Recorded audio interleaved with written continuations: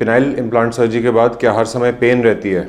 1 महीने के बाद पेन बिल्कुल ख़त्म हो जाता है या ना के बराबर होता है, तो उसके बाद हम दवाइयाँ भी बंद कर सकते हैं और पेशेंट सेक्स भी स्टार्ट कर सकता है। अगर किसी पेशेंट को 1 महीने से ज़्यादा पेन हो रही हो और ज़रूरत से ज़्यादा पेन हो रही हो जिसमें वो बहुत अनकम्फर्टेबल है, तो उसमें ज़रूर कोई ना कोई प्रॉब्लम होती है।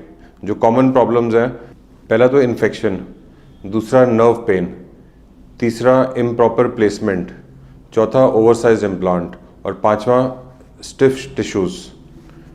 देखिए, इन्फेक्शन तो मतलब जो इम्प्लांट सर्जरी तो उसके बाद थोड़ी बहुत पेनिस के अंदर इन्फेक्शन रहती है, उससे पेन रह सकता है, तो हम पेशेंट्स को थोड़े ज़्यादा टाइम के लिए एंटीबायोटिक्स दे देते हैं, उससे ये पेन सेटल कर जाती है। दूसरी चीज़ नर्व पेन, जब हम इम्प्लांट के लिए जगह बनाते हैं उस टाइम कभी कभी नर्व डैमेज होता है, तो उस नर्व डैमेज को हीलिंग में टाइम लग जाता है, तो उसके लिए नर्व्स को रिलैक्स करने के लिए दवाइयाँ देते हैं। अगर किसी को इम्प्रॉपर प्लेसमेंट हुए, मतलब इम्प्लांट ठीक जगह नहीं बैठा हुआ या ओवरसाइज इम्प्लांट है जो ज़्यादा ग्लांस के ऊपर प्रेशर दे रहा है, उन कंडीशंस में जब पेन होती है तो उसका एक ही ट्रीटमेंट है कि पिनाइल इम्प्लांट रिविजन सर्जरी, मतलब वो इम्प्लांट निकाल के प्रॉपर साइज वाला इम्प्लांट ठीक जगह पे लगाना है। और पांचवी चीज़ स्टिफ टिश्यूज़, मतलब अगर सब कुछ ठीक है, कोई इन्फेक्शन नहीं है, कोई नर्व पेन नहीं है, इम्प्लांट भी वेल प्लेस्ड है, तो काफ़ी बारी क्या होता है कि पेशेंट ने इम्प्लांट सर्जरी का अपना पेनिस का इम्प्लांट छुआ भी नहीं है, उसको लग रहा है कि अभी कुछ प्रॉब्लम ना हो जाए, मैं छूता भी नहीं हूँ, तो जैसा इम्प्लांट सर्जरी के बाद है वैसे ही पेनिस की पोजीशन पूरे टाइम पिछले 1-1.5 महीने से है, तो उससे टिश्यूज स्टिफ हो जाते हैं। आप खुद सोचिए, अगर हाथ को ऐसे रख लेंगे और रखे रहेंगे तो ऑब्वियसली ये हाथ स्टिफ हो जाएगा, तो उससे पेन शुरू हो जाएगी।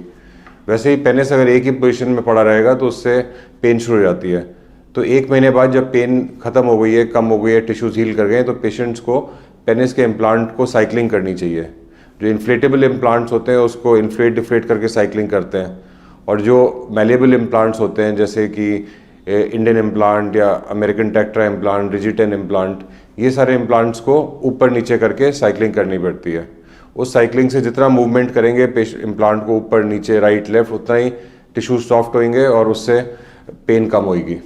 ये देखिए, जैसे मैं टेक्ट्रा इम्प्लांट आपको दिखा रहा हूँ, ये इम्प्लांट है, इसको ऐसे पकड़ के बेस से पेनिस के इम्प्लांट को नीचे ऊपर राइट लेफ्ट ऐसे करके आप साइकिल करिए।